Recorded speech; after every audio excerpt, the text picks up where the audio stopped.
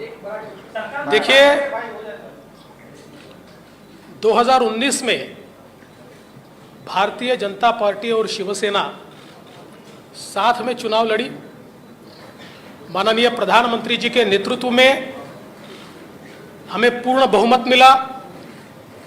BJP को 106 सीटें, शिवसेना को 56 सीटें और कई अन्य लोग हमारे साथ आए। 170 तक हमारी मेजॉरिटी जा रही थी।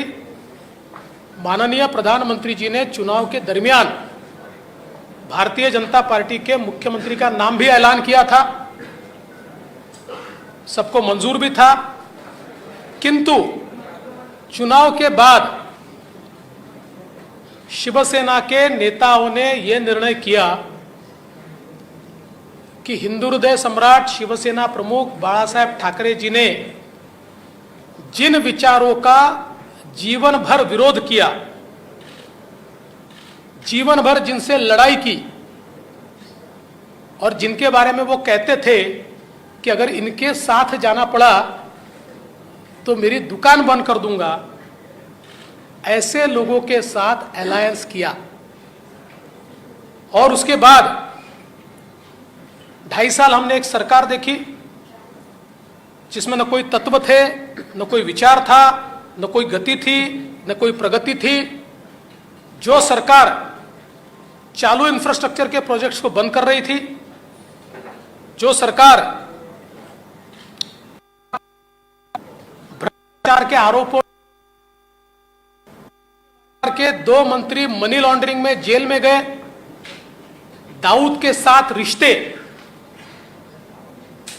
इसका आरोप मंत्री पर लगा, बावजूद उसके जेल में जाने के बाद भी उनको मंत्रिमंडल से हटाया नहीं गया।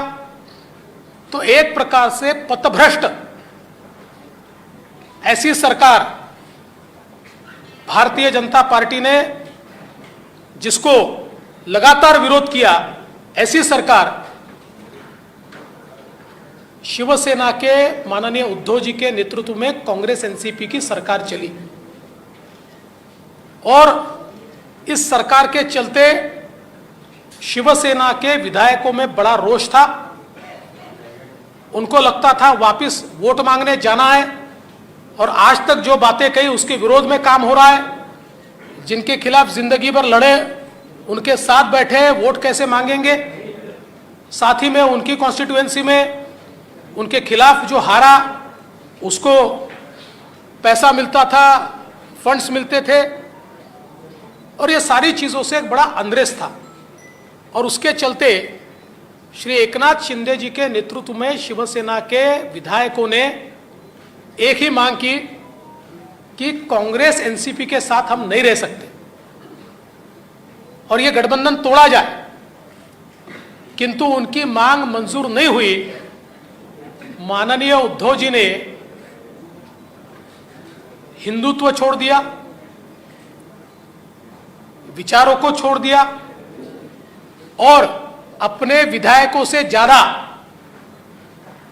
कांग्रेस और एनसीपी की बात दिल को लगाकर रखी और उन्हें ही महत्व दिया। इसके चलते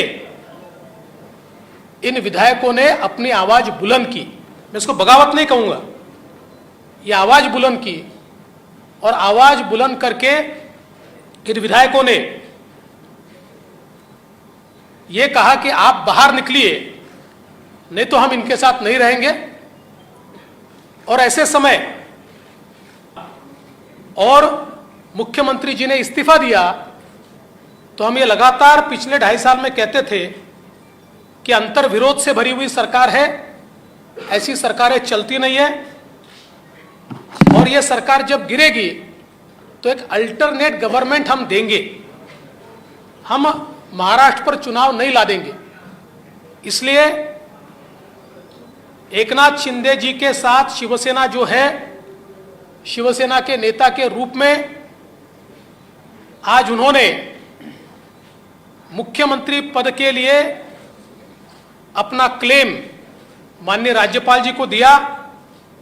भारतीय जनता पार्टी के हमारे गुट ने उनको पूरा समर्थन दिया।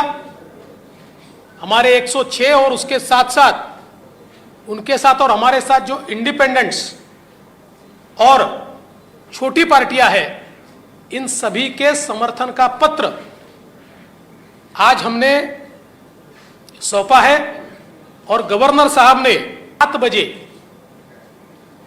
शपथ के लिए न्योता दिया है।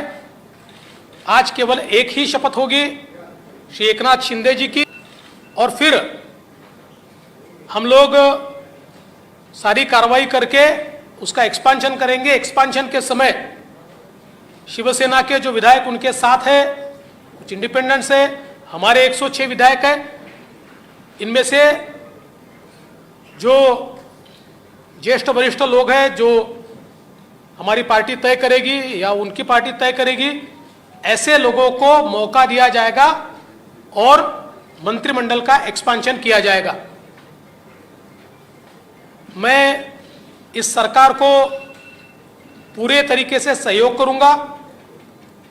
मैं सरकार के बाहर रहूंगा और इस सरकार को सफल बनाने हेतु जो जो चीज करना आवश्यक है, ऐसी सारी चीजें हम मिलकर करेंगे। मेरा विश्वास है आदरणीय प्रधानमंत्री मोदी जी ने जो विकास का एक नया पर्व शुरू किया है, उस विकास के पर्व को 2.5 साल का जो ब्रेक लगा था, वो ब्रेक निकलेगा और फिर से महाराष्ट्र की प्रगति की एक्सप्रेस ये तेजी के साथ भागेगी।